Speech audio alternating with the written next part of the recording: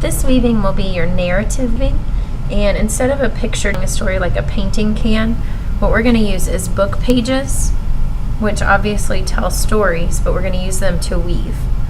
So I've already taken my book pages. I just took one and left it plain, and then I took two other ones and I painted it. This one I painted with watercolor using brush strokes, and this one I painted with watercolor, dropping the paint onto the paper and letting it bleed. So these two things will need to happen first. So decide what you want to do with your book pages, create some kind of design with them, and then we'll be ready to weave. When you're ready to weave, take your first book page. This could be painted also, but I decided just to leave this one plain. You're going to fold it in half, and you're going to cut 5 lines. So I'm going to draw one. Always draw one in the middle because 5 is an odd number. It has 2 even sides. So 1 in the middle and then 2 on each side, evenly spread out, and there's 5 lines. You're going to be cutting these lines straight up, but we don't want to cut all the way to the top. So if you need to give yourself a little reminder line to stop cutting, you can do that also. Take these scissors and cut straight lines. It could be straight, or they could also be curvy if you want to. I'll do a few so you can see the difference. Do a pattern. It could be curved or zigzagged. This will create an interesting effect when you put the other papers in for the weaving. So you've cut those pieces. When you open this up, they're cut all the way up to the top, and that is called your warp. The strings that go up and down are your warp. So you're ready to weave the weft to the warp. I don't like how this is torn, so I'm just going to cut this edge off so it's nice and clean. So I'm going to fold it.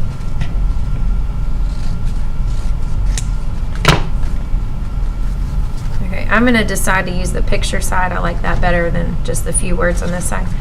You decide which side you like. These are going to be cut and created as my weft. So I'm going to be weaving them in this direction, so I need to cut them. I can hold them at the same time and cut some strips to weave into the artwork. Now I can create different sized strips. You can kind of create a pattern with that if we want to have a few large strips, some skinny strips. I'm also going to rotate the colors back and forth. And because I'm using 2 pages, I'm only going to need half of each of these. So I could save these and use them for something else on my project. I'm going to take these strips, and what's really cool about the watercolor is it bleeds through both sides, so you can decide which side you like better. Maybe which side has more words on it, since this is a narrative weaving. But start off at the bottom, and you're going to take each strip and you're going to go over and under your warp. As you go over and under, it should be a pattern of painted paper, not painted paper, painted paper, not painted paper. When you get it woven all the way through, you beat it, which means that you push it down to the bottom so you have more room above it to keep weaving. When you weave in your next strip, you have to check what you did before. The first thing I did was over, so this thing I'm going to do is under. I'm going under this first warp and then over the second one. It should be the opposite in each section as what I did before. I went over and under all of these. And then we beat it and push it down. Again, we're back to the blue-green color, and I need to check to see what I did before. I went over, under. The next one should be over. I'm going to go over it and under it.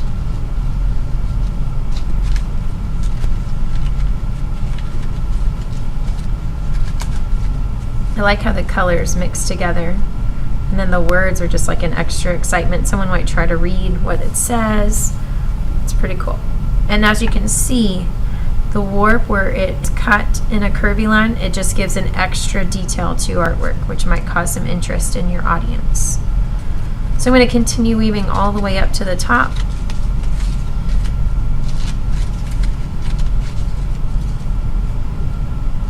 making sure that I beat it down as far as I can because I want to have enough space to fit in as many pieces as I can of my weft.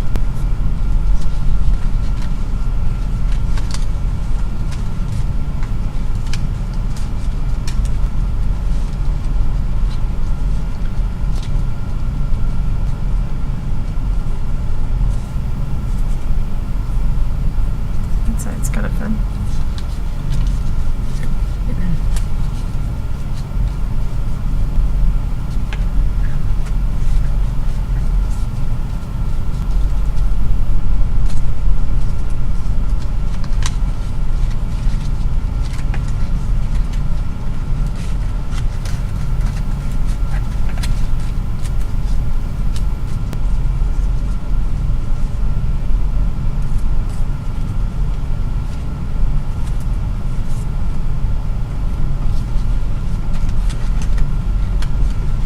You can notice that it's starting to look like a checkerboard.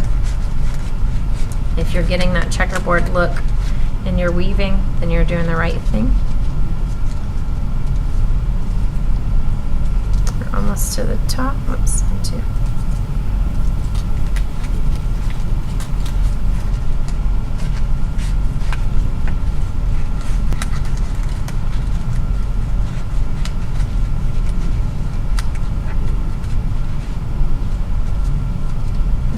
Probably fit one more piece in there.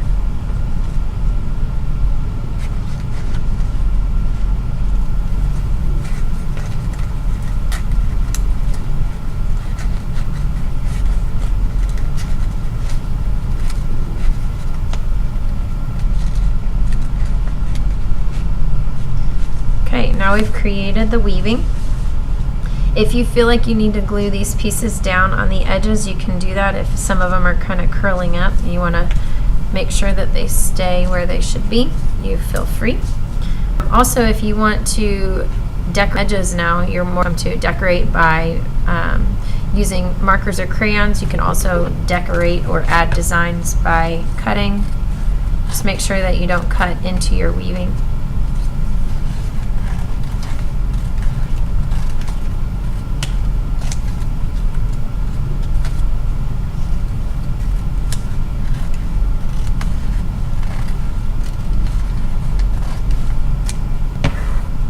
Save these pieces too if you'd like.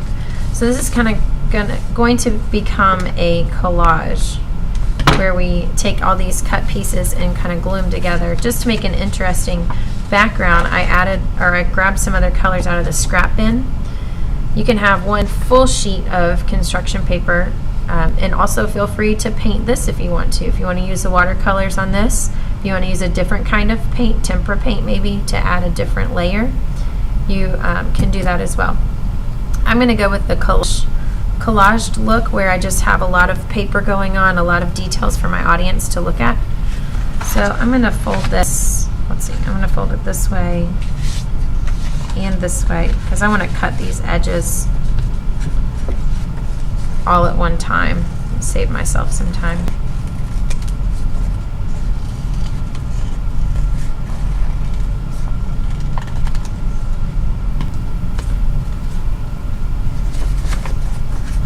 Open that up. I can glue this down on my paper.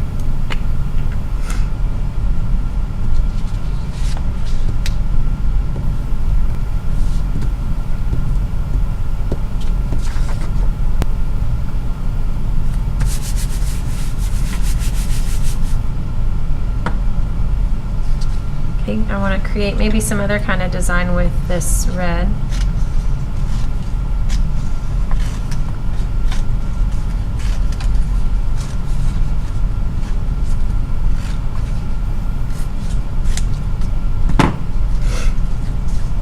This go up the side. I could tuck it underneath of that. I could do kind of a diagonal so it's not all perfect. I kind of like that diagonal. Some glue on here.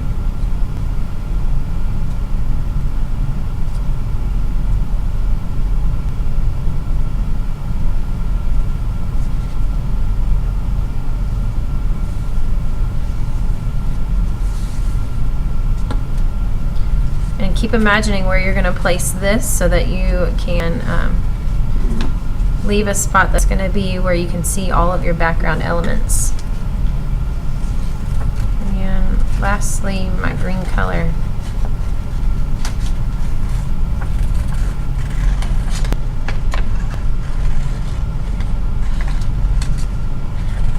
We do have some crazy scissors that you can use, but the crazy scissors are only going to give you just a small edge. And if you want to create something bigger, like I am, a bigger effect, you might want to just cut it out yourself. And I might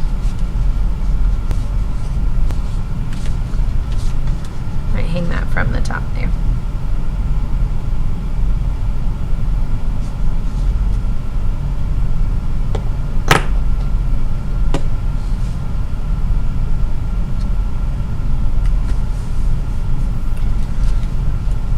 Okay, I've created an interesting story with my background, which can allow for some imagination, like what are these pieces, and it's abstract, so it allows your audience to have an imagination and decide what it is for themselves. And then now you can just add your weaving onto your paper wherever you would like.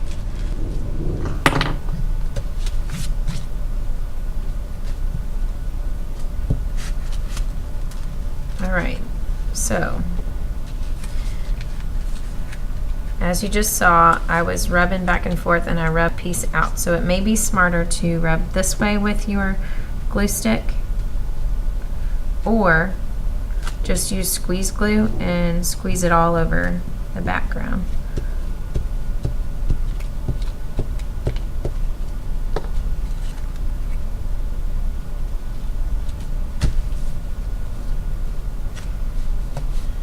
Remember, again, if you want to glue those edges down, feel free. Some that are sticking up. And I can still take all these extra pieces and add some more elements around my weaving. I don't want to take away too much from my weaving, so I don't want too much going on, but I want enough to interest my audience.